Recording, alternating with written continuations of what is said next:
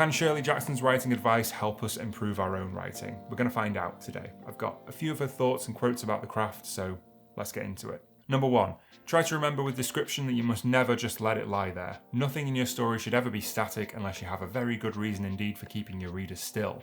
The essence of the story is motion. This is something I sometimes mention in my editing work, but I haven't been saying it anywhere near as eloquently as Shirley Jackson does here. I've been saying description works better for me if something is moving, essentially. What's special about this advice, other than how actionable and accessible it is that she mentions keeping the reader still. I do really agree with her that that's what static description tends to do. That's one of the reasons it doesn't work for me when I'm reading, as well as the fact that I just don't visualize things that strongly from description.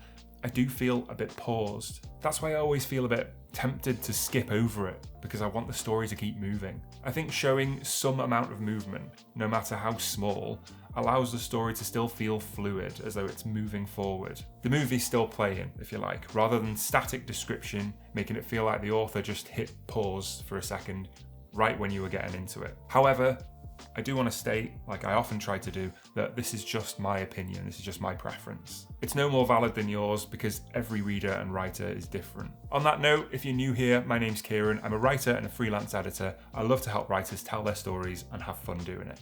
Number 2, a writer who's serious and economical can store away small fragments of ideas and events and conversations and even facial expressions and mannerisms and use them all someday. I included this tip because long-time viewers of this famous author's advice series will recognise it. It seems like almost every author I cover, and check the description for a full playlist of all of them by the way, includes their own take on this concept. Neil Gaiman calls it his compost heap, Murakami calls it his garage.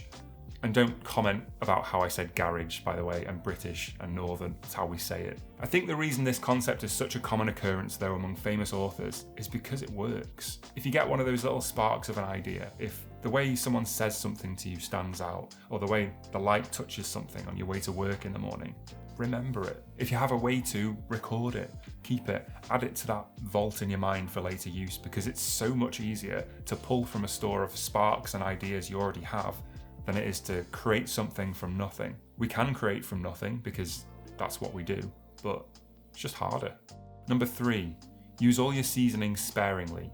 Do not worry about making your characters shout, intone, exclaim, remark, shriek, reason, holler, or any such thing unless they're doing it for a reason.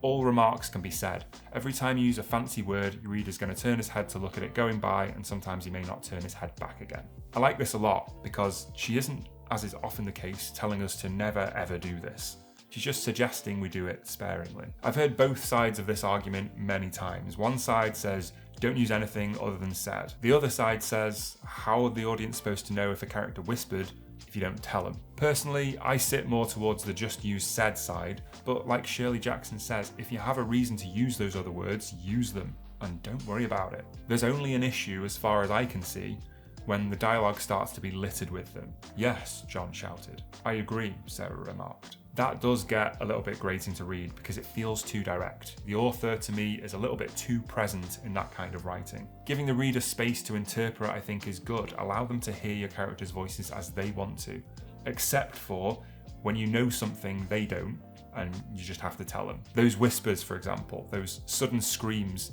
in an otherwise calm scene when something unexpected happens. I suggest leading your language by what's happening in your scene. If said will work, use it. If there's some real, credible reason why it won't work, then use whatever you need to. I'm just interrupting myself for a second to let you know that, as planned, I have pushed through the fear, and my novel, Project Ventus, is now available. It goes live today. If you're curious, links are in the description. Number 4, do not try to puzzle your reader unnecessarily. A puzzled reader is an antagonistic reader. Do not expect him to guess why a character does something or how it happens that some remark is made. It may be that you want him to stop and wonder for a minute. If so, make it perfectly clear that everything's going to be alright later on. I included this tip for a couple of reasons. Firstly, it almost directly carries on from the last one, and secondly, because this advice can really be scaled up, I think. So how does it carry on from the last one? Well, she mentioned being sparing with those dialogue tags like shouted, screamed. this is the moment to use them. If there's meaning in how a character says something as well as their actual words, include that, let us know. However, this is much bigger than just the subtleties of dialogue. It's about mystery, and I love mystery. There's nothing that pulls at readers and propels them through the story quite like mystery does, in my opinion. Having something that the reader doesn't know but wants to is fuel for readers. However, that fuel is not unlimited.